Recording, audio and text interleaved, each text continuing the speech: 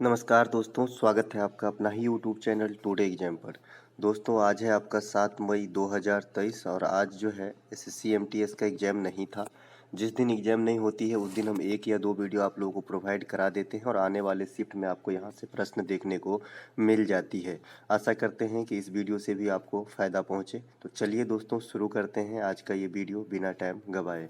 इसमें जो मेरा पहला प्रश्न है, कोलकाता स्थित फोर्ट विलियम कॉलेज की स्थापना किस अंग्रेज गवर्नर के समय में हुआ था? देखिए आपसे पूछा गया था कि सती प्रथा के अंत करते समय कौन से अंग्रेज गवर्नर थे, तो इसी फॉर्म में ये क्वेश्चन आपके सामने है। तो जब कोलकाता में सबसे पहले तो आपका ये भी स्टैटिक्स फॉर्म में क्वेश्चन पूछा जाता है कि ये जो फोर्ट विलियम कॉलेज है ये कहाँ पर स्थित है, तो आपका आंसर होगा कोलकाता में। तो उस समय जो अंग्रेज गवर्नर था ये आपका लॉर्ड वेलेजली था। इसका कार्यकाल की बात करेंगे तो 1798 से 1805 तक जो है इन्होंने गवर्नर का पोस्ट को संभाला था। तो ये बात भी आपको ध्यान रखना है। लॉर्ड वेलोजली को और हम किस लिए जानते हैं, तो हम सहायक संधि के लिए जानते हैं। किस लिए जानते हैं? सहायक संधि इन्होंने ही किया था, लॉर्ड वेलेजली, तो इसके लिए भी हम जानते हैं। अगर आपसे कोई पूछे कि भारत में सबसे पहले सहायक संधि किसने किया था, तब फिर आपको आंसर देना है डुप्ले। डुप्ले ये फ्रांसीसी गवर्नर थे, ये सबसे पहले इंडिया में सहायक संधि की नीति अपनाई थी अंग्रेज में लॉर्ड वेलेजली। हमारे हिसाब से आपको क्लियर हो गया होगा। इसके अलावा लॉर्ड वेलेजली की सहायक संधि बता ही दिए। भारतीय रेल की जो शुरुआत हुई थी 1853 में, ये किसके समय हुआ था, तो लॉर्ड डलहौजी के समय में हुआ था भारतीय रेल की शुरुआत। लॉर्ड डलहौजी और भी जाने जाते हैं राज्य हड़प नीति के लिए। इन्होंने जो सभी राज्यों को पकड़ पकड़ के ब्रिटिश राज में मिलाने का काम स्टार्ट कर दिया था, है ना। तो सबसे पहले जो ये मिलाया था ये सतारा को मिलाया था, और ये कब मिलाया था, तो 1848 ईस्वी में। सीआरपीएफ के एग्जाम में डायरेक्ट पूछा गया था कि सतारा को जो आप लॉर्ड वेलेजली ने लॉर्ड डलहौजी ने मिलाया था, तो कब मिलाया था, तो आपका आंसर होगा 1848 ईस्वी में। ठीक है। अगला जो हमारा पॉइंट है कि वुड के डिस्पैच लागू होने के समय गवर्नर भी डलहौजी ही था। अब वुड के डिस्पैच से सीधे सीधे क्वेश्चन पूछा जाता है कि किसे भारतीय शिक्षा का मैग्ना कार्टा कहा जाता है, तो भारतीय शिक्षा का मैग्ना कार्टा वुड के डिस्पैच को ही कहा जाता है। ठीक है। इसके अलावा पिट्स इंडिया एक्ट डायरेक्ट पूछा जाता है कि कब आया था, तो 1784 ईस्वी में पिट्स इंडिया एक्ट लागू हुआ था। चलते हैं आगे। ठीक है। एक पूछा जाता है कि भारत में अंग्रेजी शिक्षा का प्रचलन कहाँ से हुआ, तो आपको बताना है मैकाले के रेपट से। मैकाले, है ना, मैकाले के रपट से जो है भारत में अंग्रेजी शिक्षा का प्रचलन हुआ, लेकिन वुड के डिस्पैच को भारतीय शिक्षा का मैग्ना कार्टा कहा जाता है। तो ये दोनों भी बात आपको ध्यान रखना होगा। अगला प्रश्न जो है हमारा कि राष्ट्रीय शिक्षा नीति, जैसे कि आप जानते हैं कि 2020 से पहले जो भारत में शिक्षा का फॉर्म था 10+2+3 हुआ करता था, लेकिन इसके जगह पे जो राष्ट्रीय शिक्षा नीति आया है नया वाला एनईपी आया है, न्यू एजुकेशन पॉलिसी, तो इसके तहत 10+2 के जगह पे क्या आ गया है, तो 5+3+3+4। ठीक है। ये क्वेश्चन वीवीआई करके रखेंगे क्योंकि अभी तक पूछा नहीं गया है। ठीक है। इसके अलावा और भी कुछ स्कूल से संबंधित जो क्रियाकलाप चल रहे हैं वर्तमान में, जैसे मिड डे मील मध्याह्न भोजन योजना की शुरुआत कब हुई, अगर आपसे पूछा जाए तो मिड डे मील की शुरुआत 1995 में हुआ था। इसके अलावा सबसे वीवीआई क्वेश्चन यहाँ रहेगा इस वाले सीट से, क्योंकि ये सीजीएल में भी पूछा गया है, क्योंकि इसके कार्यकाल में जो है बढ़ोतरी नहीं की गई है। जल जीवन मिशन के तहत जो है भारत के सभी ग्रामीण क्षेत्रों में जल आपूर्ति का लक्ष्य कब तक रखा गया है, तो 2024 ईस्वी तक रखा गया है। अगर आपसे कोई पूछे कि भारत के कौन सा ऐसा स्टेट है जहाँ पे हर घर पूर्ति वाला राज्य घोषित हो गया है, तो ये आपका गोवा है। गोवा में जो है हर घर जल वाला राज्य जो है इसे डिक्लेयर कर दिया गया है। अगर पार्टिकुलर कोई आपका एक डिस्ट्रिक्ट पूछे तो बुरहानपुर डिस्ट्रिक्ट जो है ये मध्य प्रदेश में है। ये पहला ऐसा डिस्ट्रिक्ट है जहाँ हर घर जल जो है पहुँच गया है। नमामि गंगे कार्यक्रम की शुरुआत कब होती है, तो 2014 ईस्वी में होती है। ये गंगा सफाई कार्यक्रम है और मोदी साहब जब पहली बार आए थे सत्ता में तभी का ये शुरुआती दिन का स्कीम है। इसके अलावा प्रधानमंत्री कौशल विकास योजना की शुरुआत कब हुई, तो 2016 ईस्वी आप बताएंगे। ठीक है। कौशल विकास योजना से तो आप संबंधित जानते ही हैं, एक सर्टिफिकेट प्रदान किया जाता है ट्रेंड करके। प्रधानमंत्री मुद्रा योजना, प्रधानमंत्री वानी योजना, प्रधानमंत्री किसान सम्मान निधि योजना, सुकन्या समृद्धि योजना, ये सभी मैं पढ़ा चुका हूँ और आगे भी योजना से संबंधित ही एक सीट रखा हूँ क्योंकि यहाँ से काफ़ी क्वेश्चन पूछे जा रहे हैं। सरकार ने रूफटॉप योजना को कब कब तक बढ़ाने की मंजूरी दी है। देखिए, सबसे पहले रूफटॉप योजना तो पूछा जा चुका है, लेकिन इसमें छेड़छाड़ हुआ क्योंकि इसके कार्यकाल को बढ़ाया गया है, तो यहाँ से क्वेश्चन आने की संभावना काफ़ी हद तक बढ़ जाती है। तो रूफटॉप योजना को जो है 31 मार्च 2026 तक चलाए जाने की बात करी गई है। रूफटॉप योजना क्या होता है कि इस योजना के तहत आप सोलर पैनल लगवाते हैं, इसमें थोड़ा बहुत रकम जो है रजिस्ट्रेशन वगैरह का लगता है, अन्यथा निःशुल्क ही है ना। तो ये जो है किस मंत्रालय के अधीन है, अगर आपसे पूछा जाए, मैंने ये पहले भी बताया है, नवीन और नवीकरणीय ऊर्जा मंत्रालय के अधीन आपका रूफटॉप योजना आता है, जो सोलर पैनल से संबंधित है, और इसके कार्यकाल में बढ़ोतरी करके अब 31 मार्च 2026 तक ये योजना एज इट इज चलता रहेगा, इसको रिन्यूअल कर दिया गया है। प्रधानमंत्री मुद्रा योजना की शुरुआत कब होती है, इससे काफ़ी अच्छा खासा क्वेश्चन आ रहा है। प्रधानमंत्री मुद्रा योजना से तो 2015 में इसकी शुरुआत होती है। इस योजना में क्या होता है, तो आर्थिक लोन मिलता है। इसमें भी 3 कैडर के लोन होते हैं, जो अलग अलग मतलब लिमिट रखा गया है ना। इसके अलावा ये लोन कौन देता है, कौन सा बैंक देता है, तो आप बताएंगे ग्रामीण बैंक देता है, क्षेत्रीय ग्रामीण बैंक। इसके अलावा अगर आपसे कोई पूछे कि ग्रामीण बैंक की शुरुआत इंडिया में कब हुई थी, तो 1975 में हुआ था। इसके अलावा नॉन बैंकिंग जो वित्तीय कंपनियां होता है, फिनेंस कंपनियां होता है, NBFC है ना, वो भी आपका जो है प्रदान करता है। इसके अलावा सूक्ष्म वित्त कंपनियां जो होता है, माइक्रो फाइनेंस है ना, ये भी आपको जो है लोन मुहैया कराता है इस योजना के तहत, PM मुद्रा की योजना के तहत। आपसे इसी MTS के लास्ट दिन क्वेश्चन पूछा गया था कि PM मुद्रा योजना में मैक्सिमम लोन की सीमा क्या है, तो आप बताएंगे 10 लाख रुपया मैक्सिमम लोन की सीमा है। इसके अलावा PM मुद्रा योजना किस मंत्रालय के अधीन कार्यरत है, तो श्रम और रोजगार मंत्रालय के अंदर जो है कार्यरत है आपका PM मुद्रा योजना। इसी तरीके से क्वेश्चन पूछे गए जो हाल फिलहाल में अटल पेंशन योजना में जो लाभार्थी है, जो आपका बेनिफिशियरी है, उसका एज लिमिट क्या है, तो 18 से 40 वर्ष के बीच होना चाहिए, तभी आप अटल पेंशन योजना के योग्य हैं। PM जीवन ज्योति बीमा योजना, जिसमें मृत्यु होने पर, एक्सीडेंटल मृत्यु, चाहे किसी भी कारण से इसमें मृत्यु होता है, तो 2 लाख रुपए की रकम प्रदान की जाती है, ये बात भी आपको ध्यान रखना है ना। इसके अलावा प्रधानमंत्री वाणी योजना, जिसे मैं अभी डिस्कस करना छोड़ दिया था, फिर से बता रहा हूँ। प्रधानमंत्री वाणी योजना क्या होता है कि जो सार्वजनिक स्थल है वहाँ पे जो है वाईफाई लगवाने से है। इसके अलावा प्रधानमंत्री किसान सम्मान निधि योजना क्या है, इसमें किसान को 3 किस्त में 2-2 हजार रुपये की राशि, यानी कुल 6,000 रुपये की राशि सालाना प्रदान किए जाते हैं 4-4 महीना के अंतराल पे। दोस्तों, आज हमारा पेन जो है खराब हो गया है, इसीलिए जो है आज यहाँ पे मैं अच्छे से नहीं लिख पा रहा हूँ। कल सवेरे पेन आ जाएगी, कोई दिक्कत नहीं है, ठीक है। इसके अलावा पंचामृत योजना जो है उत्तर प्रदेश में गन्ना की खेती को एक विधिवत तरीके से करे जाने के लिए योजना को योगी आदित्यनाथ ने लॉन्च किया है, जो आपके MTS जो शुरुआती दिन था आपका, कितना तारीख था जी, 2 तारीख का सेकेंड शिफ्ट में पूछा गया था। चलते हैं आगे। अगला जो हमारा प्रश्न है, पुस्तक न्यू इंडिया के लेखक कौन है, तो पुस्तक न्यू इंडिया के लेखक एनी बेसेंट है। एनी बेसेंट हमारे स्वतंत्रता संग्राम में अच्छा खासा रोल निभाया है। इन्होंने, आप जानते ही हैं, कांग्रेस की प्रथम बार महिला अध्यक्षता संभालने वाली ये भी आपका एनी बेसेंट ही थी। एनी बेसेंट पूर्णतः भारतीय महिला नहीं है, ये आयरिश लेडी है, इन्हें भी ध्यान रखेंगे। इसके अलावा इंडिया से संबंधित जो भी पुस्तक है, मैं सभी को यहीं पे लपेटने का कोशिश किया हूँ, क्योंकि ये पुस्तक सब बार बार एग्जाम में आ जाती है, खास करके जो फ्रीडम मूवमेंट से जो क्वेश्चन आ रहा है किताब को लेके, ठीक है। तो इटरनल इंडिया के लेखक कौन है, इंदिरा गांधी। इटरनल का मतलब होता है शाश्वत, शाश्वत है ना, इटरनल इंडिया आपने देखा होगा, इटरनल का मतलब होता है शाश्वत। तो इटरनल इंडिया के लेखक इंदिरा गांधी है। इंदिरा गांधी हमारे देश के प्रथम महिला PM है, और प्रथम भारत रत्न विजेता जो है महिला में इंदिरा गांधी ही है। इंदिरा गांधी के समय ही 1975 में पहली बार देश में आंतरिक मामले के गड़बड़ी के आधार पर आपातकाल डिक्लेयर किया गया था, तो ये बात भी आपको ध्यान रखना है। वार ऑफ इंडिया इंडिपेंडेंस, मतलब जो भारत की स्वतंत्रता की लड़ाई के लेखक कौन है, तो BD सावरकर है ना। इसके अलावा ए पैसेज टू इंडिया, इसे VVI करके रखेंगे, ए पैसेज टू इंडिया भी है और ए पैसेज टू इंग्लैंड भी है। तो आपको ध्यान रखना है कि जो ए पैसेज टू इंडिया है, इसमें विदेशी जैसा नाम है M फॉस्टर, और जो ए पैसेज टू इंग्लैंड है उसको लिखा है नीरद C चौधरी। कौन लिखा है, नीरद C चौधरी। तो दोनों बात ध्यान रखेंगे, a passage to India EM Forster, और a passage to England Nirad Chaudhuri. India wins freedom के लेखक कौन है, अबुल कलाम आज़ाद है, तो इसे भी ध्यान रखेंगे। सॉन्ग ऑफ इंडिया ये लिखे हैं आपका सरोजनी नायडू, जो बाद में चल के हमारे देश के प्रथम महिला गवर्नर बनी थी उत्तर प्रदेश की, ठीक है। और उत्तर प्रदेश में ही प्रथम महिला मुख्यमंत्री बनी थी आपका सुचेता कृपालिनी। तो ये दोनों बात ध्यान रखेंगे, अनहैप्पी इंडिया के लेखक लाला लाजपत राय है। ये साइमन कमीशन के विरोध कर रहे थे, इसी में उनको लाठी प्रहार में चोट लग गई और बाद में इनकी मृत्यु हो जाती है।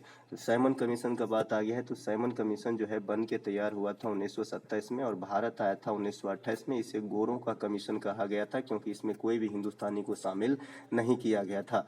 डिस्कवरी ऑफ इंडिया के लेखक जवाहरलाल नेहरू हैं, इसे भी ध्यान रखें। रीडिस्कवरी ऑफ इंडिया के लेखक मेघनाथ देसाई हैं, तो ये बात भी ध्यान रखें, ठीक है, इससे मिलता जुलता है। इसके अलावा इंडियन स्ट्रगल के लेखक सुभाष चंद्र बोस है ना। इसके अलावा poverty and un British rule of India, ये कई बार आप अटेंड किए होंगे, दादा भाई नौरोजी की पुस्तक है। दादा भाई नौरोजी ही सबसे पहले देश के लिए राष्ट्रीय आय का अनुमान लगाया था। इसे grand old man of India भी कहा जाता है, यानी वयोवृद्ध पुरुष कहा जाता है। इसके अलावा निम्नलिखित में से कौन सी नदी बंगाल की खाड़ी में नहीं गिरती है? देखिए, मैंने बंगाल की खाड़ी में गिरने वाली नदियों का एक छोटा सा ट्रिक बता दिया था, स म गो क का। इस प्रकार से, भले ही फनी लग रहा हो लेकिन आपको काम दिलाता है। स से स्वर्ण रेखा, म से महानदी, गो से गोदावरी, क से कृष्णा और का से कावेरी, ये सभी बंगाल की खाड़ी में गिरने वाली नदियां हैं और गंगा भी है। इसके अलावा जो बंगाल की खाड़ी में नहीं गिरता है, ये आपसे पूछा गया है, तो नर्मदा नहीं गिरता है। इसके अलावा साबरमती भी नहीं गिरता है, ताप्ती भी नहीं गिरता है, माही भी नहीं गिरता है। तो ये सब नदी कहाँ गिरती है भाई? तो ये सब नदी जो है अरब सागर में गिरती है, खंभात की खाड़ी के पास, ठीक है। बंगाल की खाड़ी में गिरने वाली नदियां, जैसे मैंने अभी ट्रिक लिख के बताया था, यही यहाँ पे लिखा है, गोदावरी, स्वर्णरेखा, महानदी, कृष्णा, कावेरी, गंगा, ठीक है। प्रायद्वीपीय भारत की सबसे बड़ी नदी जो है ये गोदावरी है। प्रायद्वीपीय भारत की दूसरी सबसे बड़ी नदी ये कृष्णा है और प्रायद्वीपीय भारत की तीसरी सबसे बड़ी नदी महानदी है, जो आपके उड़ीसा से होकर फ्लो होती है। और ये तीनों की तीनों नदियां जो है बंगाल की खाड़ी में गिरती है। तो अगर लैंग्वेज को चेंज कर दिया जाए, एग्जामिनर का कोई भरोसा नहीं है, अगर आपसे पूछा जाए कि प्रायद्वीपीय भारत की सबसे बड़ी नदी का नाम बताइए जो अरब सागर में गिरता हो, तो आपका आंसर नर्मदा होगा, ठीक है। क्योंकि अभी परसों के दिन जब क्वेश्चन पूछा गया था कि प्रायद्वीपीय भारत की तीसरी सबसे बड़ी नदी जो उड़ीसा राज्य में बहता हो, तो आपका आंसर हो गया था महानदी। तो एग्जामिनर का कोई भरोसा नहीं, तो नॉलेज थोड़ा डेप्थ ही रखना ठीक है। तो अगर आपसे पूछे कि प्रायद्वीपीय भारत की ऐसा नदी का नाम बताइए, है ना, जो सबसे बड़ी भी हो और अरब सागर में गिरता हो, तो आप नर्मदा नदी का नाम बता देना, क्योंकि ये बंगाल की खाड़ी में ना गिर के अरब सागर में गिरती है, जो प्रायद्वीपीय भारत से बहने वाली अरब सागर में गिरने वाली सबसे बड़ी नदी है, ठीक है। नर्मदा नदी का उद्गम कहाँ से होता है? तो मैकाल पर्वत रेंज के अमरकंटक चोटी से। तो इसे भी ध्यान रखेंगे। और अमरकंटक की चोटी कहाँ भैया? तो ये मध्य प्रदेश के अंदर है, ये बात आपको ध्यान रखना है। इसके अलावा नर्मदा नदी पर ओमकारेश्वर परियोजना स्थित है, सरदार सरोवर परियोजना स्थित है। सरदार सरोवर परियोजना आई होप आप कई बार एग्जाम में अटेंड किए होंगे। इसके अलावा जो महानदी था, अभी प्रायद्वीपीय भारत की तीसरी सबसे बड़ी नदी, लेकिन ये बंगाल की खाड़ी में गिरती है, तो इस पर हीराकुंड बांध परियोजना है। जो हीराकुंड बांध परियोजना, कहाँ थे हम? हाँ, नर्मदा और ताप्ती नदी जो है दोस्तों, ये उल्टा दिशा में बहने का काम करता है। जनरली जो नदियाँ होती है, इसका दिशा क्या होता है कि वेस्ट से ईस्ट की तरफ फ्लो होती है। आज हम धीरे बोल रहे हैं क्योंकि गला खराब है, लेकिन नर्मदा और ताप्ती नदी जो है ये रिवर्स बहने का काम करता है, यानी west east to west flow होती है, ठीक है। तो इसे भी ध्यान रखेंगे। इसके अलावा भारत में जो है कर्क रेखा को 2 बार काटने वाली नदी, ये आपके अभी अभी जो एग्जाम खत्म हुआ है CHSL, उसमें पूछा गया था, तो ये आपका माही नदी है, इसे ध्यान रखेंगे। इसके अलावा मकर रेखा को 2 बार काटने वाली नदी लिम्पोपो नदी है। बताइए किस स्टेट में है लिम्पोपो नदी? अरे मजाक कर रहा हूँ, इंडिया में लिम्पोपो नदी तो है ही नहीं, ये तो अफ्रीका में है ना, क्योंकि इंडिया में मकर रेखा भी तो नहीं है, तो कहाँ से होगा, है ना। इंडिया से तो कर्क रेखा बहती है। और एक बच्चे ने बड़ा अच्छा जवाब दिया है, 8 राज्य का नाम लिख के बताया है कि कर्क रेखा कहाँ से गुजरती है ना। बहुत बहुत अच्छा भाई। अगला जो हमारा प्रश्न है कि खाने वाले सोडा को गर्म करने पर किस गैस का निष्कासन होता है? इस फॉर्म में आपको क्वेश्चन केमिस्ट्री से देखने को मिल रहा है। सबसे पहले खाने वाला सोडा को जो है सोडियम बाई कार्बोनेट कहा जाता है। क्या कहा जाता है? सोडियम बाई और कार्बोनेट मतलब CO3, ठीक है। तो सोडियम बाई कार्बोनेट कहा जाता है। इसका सूत्र लिखेंगे तो NHCO3 होता है, ठीक है। इसके अलावा इसके बीच में ए लिखना भूल गया भाई, रुको एक मिनट। NaHCO3, ये हो गया आपका खाने वाला सोडा। एक आपका धोने वाला सोडा होता है Na2CO3, इसे सिर्फ सोडियम कार्बोनेट कहते हैं। इसमें बाई नहीं लगाते हैं, सिर्फ सोडियम कार्बोनेट कहते हैं। इसमें H भी गायब है और इसमें 2 ज़्यादा है। तो दोनों को याद करने की छोटी सी तरीका है, NaHCO3 Na2CO3, sodium by carbonate और सोडियम कार्बोनेट। तो जब खाने वाले सोडा को आप लगभग 100 डिग्री टेम्परेचर पे गर्म करेंगे तो आपको कार्बन डाइऑक्साइड की प्राप्ति हो जाएगी। अब इस प्रक्रिया में, गर्म करने की प्रक्रिया प्रक्रिया में हमें क्या क्या जो है प्राप्ति हो जाती है। तो देखिए, सोडियम कार्बोनेट एक मिल जाता है हमें, जल मिल जाता है तथा कार्बन डाइऑक्साइड मिलता है। तो आपको जनरली गैस का नाम ही पूछा जाता है कि जब खाने वाले सोडा को गर्म कीजिएगा तो क्या कौन सी गैस निकलेगी, तो बताइएगा कार्बन डाइऑक्साइड गैस निकलती है। अच्छा, कार्बन डाइऑक्साइड गैस का जो बहुत ज़्यादा उपयोग होता है ये कहाँ पे होता है, मानव के द्वारा। तो जो आग बुझाने का जो आपका बनता है, आग बुझाने में आपका कार्बन डाइऑक्साइड गैस जो है मददगार है। साथ ही साथ कार्बन डाइऑक्साइड गैस का जो है पेय पदार्थ वगैरह में भी इस्तेमाल किया जाता है और पेड़ पौधों के द्वारा प्रकाश संश्लेषण में यूज किया जाता है। कली चूना को जल से प्रक्रिया, वाटर से प्रक्रिया कराने पर बुझा हुआ चूना प्राप्त होता है। कली चूना आप जानते हैं कैल्शियम हाइड्रोक्साइड कैल्शियम ऑक्साइड। इसको जैसे ही आप जल से प्रतिक्रिया कराएंगे तो ये आपका बुझा हुआ चूना COOH का होल ट्वाइस इस प्रकार से बन जाएगा। ठीक है, इसे भी ध्यान रखें। इसके अलावा जो गैल्वेनेशन होता है, जो आपका यस्दीकरण बोलते हैं इसे हिंदी में, तो इस पे किस चीज़ का परत चढ़ाया जाता है, ये भी क्वेश्चन पूछा गया। हालांकि मुझे क्वेश्चन प्राप्त नहीं हो पाया था तो नहीं बताया, बाद में पता चला।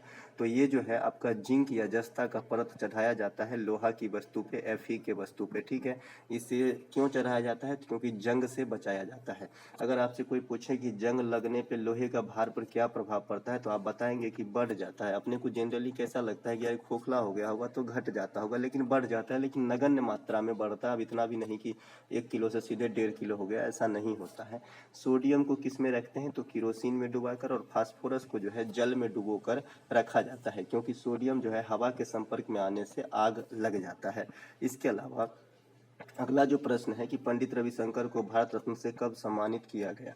देखिए, 2-3 दिन पहले बिस्मिल्लाह खां साहब को कि 2001 में शहनाई वादन के लिए किसे भारत रत्न दिया गया था। तो मैंने भी इसी फॉर्म में क्वेश्चन रख लिया है। पंडित रविशंकर साहब को भारत रत्न से जो है ये 1999 में सम्मानित किया गया है। पंडित रविशंकर क्या बजाते थे, तो सितार प्ले करते थे। ठीक है, तो ये बात भी आपको ध्यान रखना है। इसके अलावा पंडित रविशंकर को 1967 में पद्म भूषण और 1981 में पद्म विभूषण से सम्मानित किया गया है। देखिए, मैं एक चीज़ आपको बता दूं कि देखिए, 4 अपने इंडिया में कैसा पुरस्कार है, सबसे बड़ा है भारत रत्न, इसके बाद है आपका पद्म विभूषण PBV, इसके बाद है पद्म भूषण और सबसे लास्ट में है पद्म श्री। तो ये पुरस्कारों का क्रम है, 1 number Bharat Ratna, 2 number Padma Vibhushan, 3 number Padma Bhushan और 4 नंबर पद्म श्री। तो किसी भी आदमी को पहले कम कम चीज दिया जाता है फिर ज्यादा दिया जाता है। तो किसी भी आदमी को ऐसा कभी नहीं होगा कि पहले पद्म विभूषण मिल जाए तब पद्म भूषण मिले। समझ रहे हैं मैं क्या कहना चाह रहा हूँ। सबसे पहले उसे छोटा मिला होगा फिर बड़ा मिलता है ना। तो ये भी आपको एक क्लू काम करेगा ऑप्शन छांटने में। ठीक है, पंडित रविशंकर को अपने जीवन काल में कितने ग्रैमी अवार्ड मिला है, CGL में ये क्वेश्चन आया था। तो 5 ग्रैमी अवार्ड मिला है, ये बात भी आपको ध्यान रखना है। इसके अलावा यामिनी कृष्णमूर्ति को पद्म भूषण 2001 में और पद्म विभूषण जो है 2016 में। देखिए, 2001 में पद्म भूषण मिला, 2016 में जो है पद्म विभूषण मिला। तो इस प्रकार से आप देखेंगे कि जो छोटा वाला पुरस्कार है ये 3 नंबर के श्रेणी में आता है। भारत रत्न से काउंट करें तो पद्म भूषण 2001 में, विभूषण जो बड़का होता है 2 नंबर वाला वो बाद में मिला है 2016 में। ठीक है, अब देखिए, पहले वाले शिफ्ट में क्वेश्चन दूसरा आदमी टाइप किया था तो 2 क्वेश्चन वहाँ पे जो है मिस्टेक टाइप हो गए थे। आंसर जो है मैंने सही के हिसाब से बता दिया है, तो थोड़ा करेक्शन कर लीजिएगा। मैंने कमेंट पिन कर दिया था। टी बाला सरस्वती को पद्म भूषण जो है 1957 में मिला था और पद्म विभूषण जो है 1977 में मिला था। वहाँ पे मैंने पद्म विभूषण मान के जो है 1977 बताया है, तो इसे थोड़ा करेक्ट कर लीजिएगा, नोट कीजिएगा, और माफ़ी भी चाहता हूँ। इसके अलावा 2001 ईस्वी में ही प्रसिद्ध वायलिन वादक L सुब्रमण्यम को जो है वायलिन बजाने के क्षेत्र में यानी कला के क्षेत्र में पद्म भूषण मिला था। किसके साथ, तो अभी अभी जो मिला है यामिनी कृष्णमूर्ति के साथ पद्म जो भूषण है 2001 में यामिनी कृष्णमूर्ति को भी मिला और L जो है सुब्रमण्यम को भी मिला। तो ये वायलिन बजाता। साथ ही साथ अमिताभ बच्चन को भी इसी साल मिला था, 2001 में ही मिला था पद्म भूषण। तो इसे भी ध्यान रख सकते हैं। ठीक है, इसके अलावा अगला जो हमारा प्रश्न है कि भारत के संविधान में प्रस्तावना की भाषा किस देश के संविधान से लिया गया है। तो देखिए, प्रस्तावना की भाषा जो है ये ऑस्ट्रेलिया के संविधान से लिया गया है। ऑस्ट्रेलिया के संविधान से और क्या क्या लिया गया है, तो समवर्ती सूची लिया गया। आप जानते हैं हमारे 7वीं अनुसूची में 3 प्रकार की सूचियां हैं, संघ सूची, राज्य सूची, समवर्ती सूची। अगर पूछे आपसे कि सबसे अधिक विषय किस सूची में है, तो आपको बताना होगा कि संघ सूची में, और सबसे कम विषय किस विषय में सूची में शामिल है, तो समवर्ती सूची में सबसे कम है। सबसे ज्यादा ज़्यादा संघ में है तब राज्य में है, और संघ में 100 विषय है नेट, ठीक है, ये भी ध्यान रखना है। और सबसे कम है समवर्ती सूची में। तो जो समवर्ती सूची का प्रावधान है ये ऑस्ट्रेलिया के संविधान से लिया गया है। साथ ही साथ जो केंद्र राज्य संबंध है ये भी ऑस्ट्रेलिया के संविधान से ही लिया गया है। प्रस्तावना की भाषा ये भी ऑस्ट्रेलिया के संविधान से ही लिया गया है। देखिए, केंद्र राज्य संबंध से एक आयोग है, सरकारीय आयोग, जिसकी गठन 1983 में हुई थी। कई दफा ये क्वेश्चन आपके एग्जाम में पूछा गया है। संघ तथा राज्य के बीच में जो शक्तियों का बंटवारा होता है, संघ की व्यवस्था है, केंद्र के पास अवशिष्ट शक्तियों का होना, ये सभी कनाडा के संविधान से लिया गया है। इसमें से आपको दो चीज तो समझ में आ गया होगा, शक्तियों का बंटवारा केंद्र और राज्य के बीच, और संघ की व्यवस्था, या जो संघ सूची है। लेकिन तीसरी वाली पॉइंट शायद आपको समझ में न आया हो कि अवशिष्ट शक्तियां क्या होता है। देखिए, अपने पास जो 3 सूची है, संघ सूची, राज्य सूची, समवर्ती सूची, जो 7वीं अनुसूची में है, इसमें मान लीजिए कि जो विषय अब तक शामिल नहीं किया गया है किसी कारणवश, या तो फिर ध्यान नहीं दिया गया या फिर शामिल नहीं हुआ, तो ऐसे विषय पर कानून बनाने का एक छत्र अधिकार जो है सेंट्रल के पास होगा। इसे ही अवशिष्ट शक्ति कहा गया है, जो प्रावधान कहाँ से लिया गया है, कनाडा से। मौलिक अधिकार, सर्वोच्च न्यायालय में राष्ट्रपति पर महाभियोग, सर्वोच्च न्यायालय खाली, और राष्ट्रपति पर महाभियोग, जो राष्ट्रपति के हटाने की प्रक्रिया है आर्टिकल 61 के थ्रू। इसके अलावा उपराष्ट्रपति का पद, ये सभी अमेरिका के संविधान से लिया गया है। इसके अलावा जो हमारा अगला प्रश्न है, ये मतलब पॉइंट है, एकल नागरिकता, संसदीय प्रणाली, विधि का शासन, द्विसदनीय व्यवस्था ब्रिटिश सरकार से लिया गया है। आपातकालीन उपबंध कहाँ से लिया गया है, जर्मनी से। इसमें कितने आर्टिकल आ जाते हैं, 352, 356 और 360, जिसमें 352 क्या है, राष्ट्रीय आपात, 356 राष्ट्रपति शासन, और 360 है आपका वित्तीय आपात। इंडिया में अब तक वित्तीय आपात एक बार भी नहीं लगा है। अगला जो हमारा प्रश्न है, थांगता लोक नृत्य किस राज्य से संबंधित है, तो ये आपका मणिपुर से संबंधित है। मणिपुर में आपका कचई लेमन फेस्टिवल भी होता है मणिपुर के अंदर। इसके अलावा मणिपुर में लाई हरोबा त्योहार भी होता है, लेकिन लाई हरोबा पर स्टार लगा के रखिएगा, लाई हरोबा त्योहार त्रिपुरा में भी हो सकता है। इसके अलावा थांगता लोक नृत्य में महिलाएं किस प्रकार तलवार लेकर नृत्य करती है। देखिए, वो दिन दूर नहीं जब क्वेश्चन इस सिस्टम से पूछा जाएगा, और पिछले साल के एमटीएस में पूछा गया था कि किस नृत्य में जो है मुखौटा लगाकर डांस किया जाता है। तो थोड़ा डेप्थ नॉलेज होगा तभी आप पकड़ पाएंगे। तो जो थांगता लोक नृत्य है, ये तलवार लेकर जो है महिलाएं नृत्य करती है युद्ध स्वरूप में। इसके अलावा युद्ध नृत्य एक अलग है, और इसे ही मुखौटा नृत्य कहता है, या फिर मोपिन त्योहार, सालुंग त्योहार, लोसार उत्सव, ये सभी अरुणाचल प्रदेश के त्योहार और उत्सव हैं। इसमें लोसार को स्टार लगा के रखेंगे। अरुणाचल प्रदेश के साथ साथ ये हिमाचल प्रदेश और लद्दाख के अंदर भी जो है मनाया जाता है। लोसार बेसिकली अरुणाचल प्रदेश का नववर्ष त्योहार है। देखिए, पढ़ाया गया चीज बार बार नहीं पढ़ाऊंगा, टाइम किल होगा। नववर्ष त्योहार और मकर संक्रांति के समय जो त्योहार होता है, उसे इंडिया के अलग अलग कोने में अलग अलग नाम दिया गया है। आपके पास पीडीएफ पड़ा है, और पहले भी वीडियो बता चुका हूँ, इसीलिए मैं ऐसे प्रश्न को अब शामिल नहीं किया हूँ यहाँ पे। तो आप वहाँ से देख लें, जैसे तमिलनाडु में पुतांदु है ना, केरल में विशु है, महाराष्ट्र में गुड़ी पाड़वा है। इस प्रकार से जो भी नववर्ष त्योहार है ये काफ़ी इंपॉर्टेंट है। उगादी और आपका आंध्र प्रदेश और तेलंगाना में तो पूछे जा रहे हैं, तो देख लीजिएगा। छऊ जो है ये उड़ीसा और झारखंड दोनों में किया जा सकता है। छऊ का नाम छत्तीसगढ़ में भी आ जाता है, लेकिन बड़े कम पैमाने पे। तो ये तीनों ही याद रखेंगे। इसके अलावा लोसांग जो है, सागा दावा जो है, ये आपके सिक्किम के अंदर किया जाता है।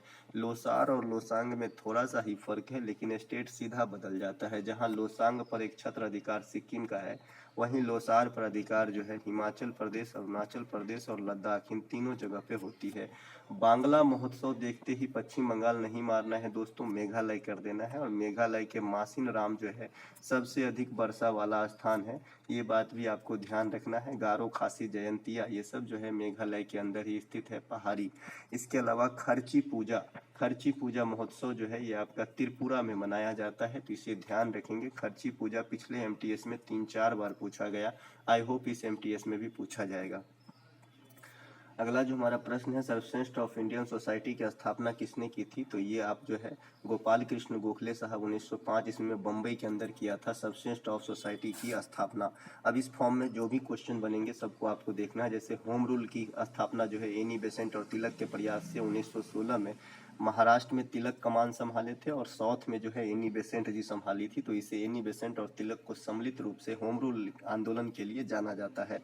स्वराज पार्टी की स्थापना मोतीलाल नेहरू और चित्तरंजन दास जब 1922 ईस्वी में चौरा चौरी हत्याकांड हो गया और असहयोग आंदोलन बंद हो गया था, तो इसके बाद जो है अपना एक अलग पार्टी बनाया जिसका नाम स्वराज पार्टी रहा। और इसे पूछा गया था इसी एमटीएस में कि स्वराज पार्टी की स्थापना के समय इसके अध्यक्ष कौन थे, तो आपको बताना था चित्तरंजन दास।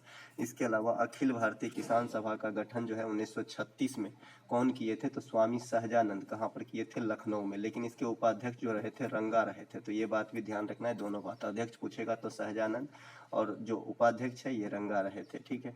इसके अलावा राष्ट्रीय स्वयंसेवक संघ की स्थापना, जिसे आप आरएसएस कहते हैं, इसकी स्थापना जो है 1925 में हेडगेवार के द्वारा किया गया था, तो ये बात भी आपको ध्यान रखना है। फॉरवर्ड ब्लॉक की स्थापना 1939 में सुभाष चंद्र बोस के द्वारा किया गया था, ये बात आपको ध्यान रखना है। लेकिन इस क्रम में एक आ जाता है आज़ाद हिंद फौज। आज़ाद हिंद फौज की गठन में रास बिहारी बोस भी हो सकता है आंसर में, सुभाष चंद्र बोस भी हो सकता है, मोहन सिंह भी हो सकता है। तो ऑप्शन में कोई भी रहे आपको आज़ाद हिंद फौज के साथ लगा देना है, क्योंकि ये बदलते गए। भारतीय राष्ट्रीय कांग्रेस की स्थापना 1885 में एओ ह्यूम के द्वारा किया गया था और प्रथम बैठक की अध्यक्षता व्योमेश चंद्र बनर्जी किए थे और प्रथम बैठक मुंबई के अंदर हुआ था। अभी कांग्रेस के अध्यक्ष मल्लिकार्जुन खड़गे हैं। अगला जो हमारा प्रश्न है, उष्णकटिबंधीय पर्णपाती वन में निम्नलिखित में से कौन सा पेड़ पौधे पाए जाते हैं, तो सागवान, बांस, शीशम, चंदन, अर्जुन, सहतूत, ये सभी पौधे जो है उष्णकटिबंधीय पर्णपाती वन की जो है उपज है। देखिए, पर्णपाती कहने का मतलब है कि पतझड़ हो जाता है, पत्ता गिर जाता है। अब ऐसा नहीं है कि सदाबहार वन में पेड़ के पत्ते नहीं गिरते हैं, लेकिन वो छिटपुट क्रम में गिरते हैं। लेकिन जो पर्णपाती वन होता है लगभग एक ही समय पत्ता गिराता है और एक ही समय फिर पत्ता आता है, बस इतनी सी ज़्यादा डिफरेंस होती है। और वर्षा के आधार पे थोड़ा सा डिफरेंस है, पर्णपाती वन में थोड़ा सा कम वर्षा होता है, जो सदाबहार वन होता है वहाँ पे ज़्यादा वर्षा होता है, जैसे आप अगले पॉइंट में देख लेंगे। अब यहाँ पे जो सहतूत के पेड़ है, यहाँ से भी कुछ सीख लेते हैं। जैसे सहतूत के पेड़ जो है, इससे रेशम की कीट के पालन वगैरह में यूज किया जाता है। चंदन का लकड़ी आपने पुष्पा देखा ही होगा, इसमें कुछ कहना ही नहीं है। अर्जुन का पेड़ जो होता है ये हार्ट के लिए काफ़ी अच्छा होता है। बिहार सरकार एक बार स्कीम चलाए थे कि सभी रोड चौराहा वगैरह पे जो है अर्जुन का पेड़ लगाना, लेकिन ये काफ़ी हद तक सफल नहीं रहा था। स्कूल वगैरह में भी अर्जुन पेड़ लगाने की स्कीम चलाई गई थी। उष्णकटिबंधीय पर्णपाती वन जो होता है ये आपका सालाना वर्षा कितना कराता है, तो 100 से 200 सेंटीमीटर के बीच में कराता है। वहीं पर उष्णकटिबंधीय सदाबहार वन के कुछ उदाहरण है, जैसे रबर का पेड़ हो गया, महोगनी, रोजवुड, ये सब उष्णकटिबंधीय सदाबहार वन में। और अभी आपने देखा शीशम है ना, सहतूत है, अर्जुन है, चंदन है, ये सब पर्णपाती वन के उत्पाद हैं। उष्णकटिबंधीय सदाबहार वन में जो वर्षा होता है ये 200 सेंटीमीटर से अधिक होता है। इस आधार पर भी बांटा गया है कि 100 से 200 तो उष्णकटिबंधीय पर्णपाती और 200 से अधिक तो उष्णकटिबंधीय सदाबहार वन कहा जाता है।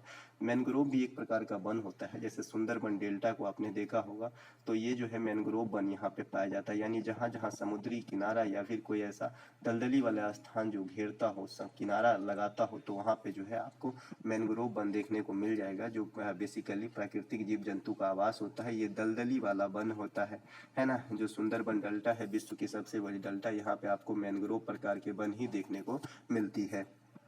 इसके अलावा अगला जो प्रश्न है कि आरबीआई की स्थापना किस आयोग के अनुसार हुआ था, तो हिल्टन यंग आयोग के अनुसार हुआ था। आरबीआई की स्थापना कब हुई थी दोस्तों, 1935 में, और राष्ट्रीयकरण 1949 में हुआ था। आरबीआई जो है देश का केंद्रीय बैंक है, इसे बैंकों का बैंक कहा जाता है। मुख्यालय कहाँ पे है, मुंबई में है। साथ ही साथ आरबीआई को अंतिम ऋणदाता बैंक भी कहा जाता है। नोट छापना, बैंक दर जारी करना, साख सृजन करना, ये सब आरबीआई का प्रमुख कार्य है।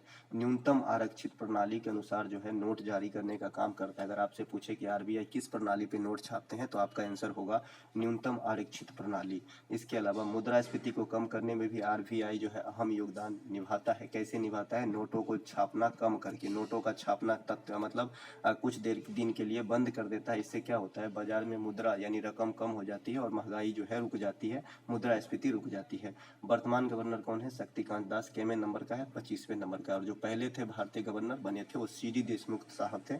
और आरबीआई के जो प्रथम गवर्नर थे वो अंग्रेज थे, वो स्वर्ण सीमित थे। तो दोस्तों ये थे आज का हमारे तरफ से सुझाए गए वीडियो। कल के लिए सभी को बेस्ट ऑफ लक। मिलेंगे एक नए वीडियो में, तब तक के लिए जय हिंद।